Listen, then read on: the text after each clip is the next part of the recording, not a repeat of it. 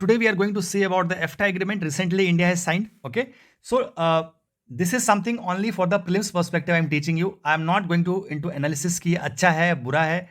कोई भी स्कीम हो या कोई भी एग्रीमेंट हो उसका वर्डिक्ट ऑन द स्पॉट नहीं करते, ये अच्छा हुआ ये बुरा हुआ.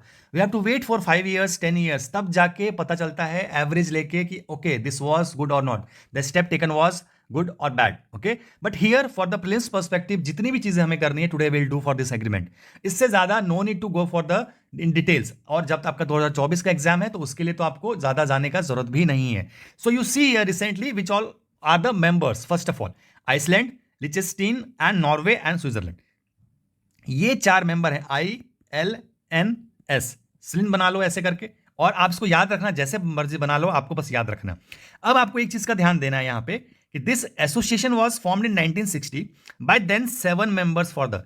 सो these 4 members are not the founding members first of all. Okay, these were the then 7 members थे. अब ये 4 मेंबर्स कौन कौन से थे? ऑल 7 मेंबर्स क्या थे? It's Switzerland, Norway, UK, Sweden, Denmark, Austria and Portugal. Okay, ये 7 मेंबर्स थे जब ये फाउंड इसको किया. So when the question come these 4 are the founding member, गलत है. 7 मेंबर्स वेर देयर एंड ये इनका नाम है. बट वो फिर क्या हुआ बाद में? इन सब ने EU को ज्वाइन किया, यूरोपियन यूनियन को. 1973 में डेनमार्क एंड यूके, 86 में पोर्चुगल एंड 1995 में ऑस्ट्रिया, फिनलैंड एंड स्वीडन. ठीक है, तो अब बच कौन से गए? ये 4 countries, Iceland, Liechtenstein and Norway and Switzerland. अब इससे ये क्वेश्चन पता चलता है कि FTA members are not members of EU.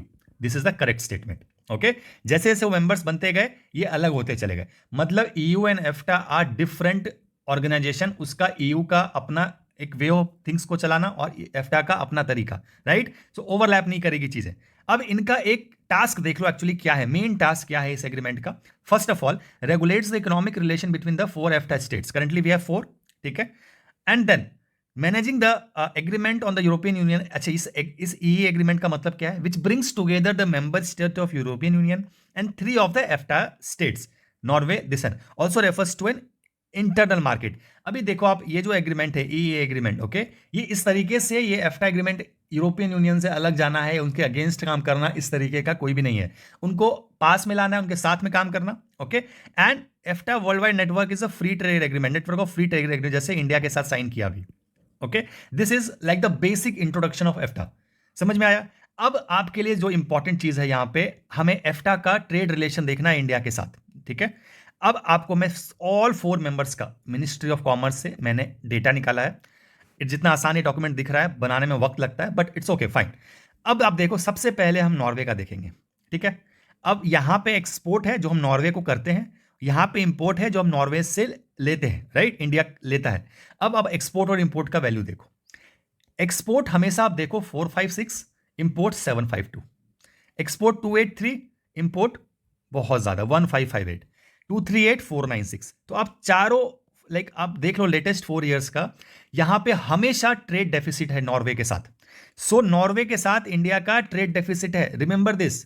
ये आपको मैं ओरिजिनल डॉक्यूमेंट से बता रहा हूं, कोई भी चीज ऐसे नहीं बताऊंगा जो मैं कॉपी पेस्ट किया हूं, बिल्कुल नहीं. और ये पिक्चर आपको कभी भूलोगे नहीं, आप हमेशा याद रहेगी. Same with the Switzerland. If you go here, Switzerland के साथ देखिए आप, ये स्विट्जरलैंड का है. Okay, again you see here, Switzerland से एक्सपोर्ट कितना कर रहे हैं हम, यहां पे देखो 7 डिजिट्स हैं. यहां पे कितने डिजिट्स हैं? 8 डिजिट्स हैं. इंपोर्ट 8 डिजिट में कर रहे हैं, एक्सपोर्ट 7 डिजिट में कर रहे हैं. मतलब इंपोर्ट बहुत ज्यादा कर रहे हैं स्विट्जरलैंड से. और टोटल ट्रेड देखो स्विट्जरलैंड का कितना है, इट्स इन 8 डिजिट. और यहां पे नॉर्वे के साथ क्या है? इन 7 डिजिट.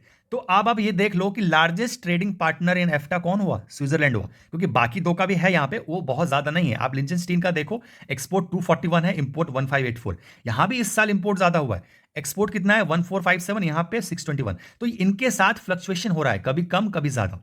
बाकी साल में तो एक्सपोर्ट ही ज्यादा है, पर इस साल देखो आप, इसका फिगर बहुत ज्यादा है. सो इंपोर्ट एक्सपोर्ट, राइट, इसका थोड़ा सा आपको ध्यान रखना है. बाकी नॉर्वे और स्विट्जरलैंड के साथ क्या देखा हमने? ट्रेड डेफिसिट यहां पे ऊपर नीचे चल रहा है. And then the last country is Iceland.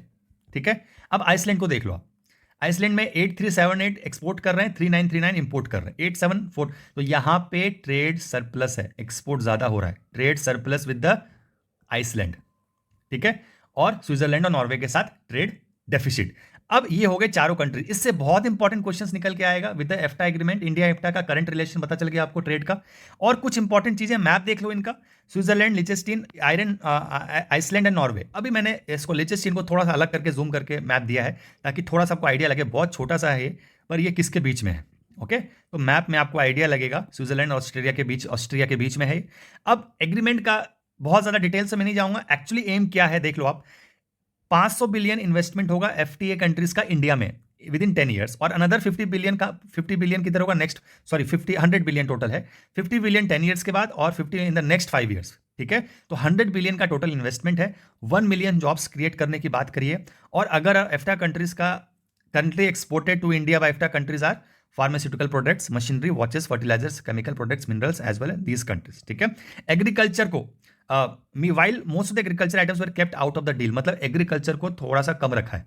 Okay, इतना सा। अच्छा, इसके बदले एफ्टा कंट्रीज आर सेट टू से steep reduction tariffs in India. तो ये कंडीशंस हैं एग्रीमेंट के, बेसिक आइडिया मैं आपको दे रहा हूं, डिटेल में नहीं जा रहा, राइट। तो आपको समझ में आना चाहिए। अच्छा, $100 बिलियन के इन्वेस्टमेंट की बात हुई है, जॉब्स क्रिएट होने वाले हैं। अच्छा, ये चीजें एक्सपोर्ट करता है, इंडिया को टैरिफ्स कम करने पड़ेंगे। These are the basic thing regarding EFTA, और डिटेल तो देखो आपको अभी जरूरत नहीं है। So this is a complete picture of your EFTA for your prelims preparation. इससे ज्यादा ना कुछ पूछेंगे और ना ही आपको पढ़ने की जरूरत है। ओके, सो आज के लिए इतना है। Will see important topics in the coming few days. आप फॉलो करते रहिए, लाइक करते रहिए, और कुछ सजेशन है तो वो भी पुट करते रहिए। Thank you so much.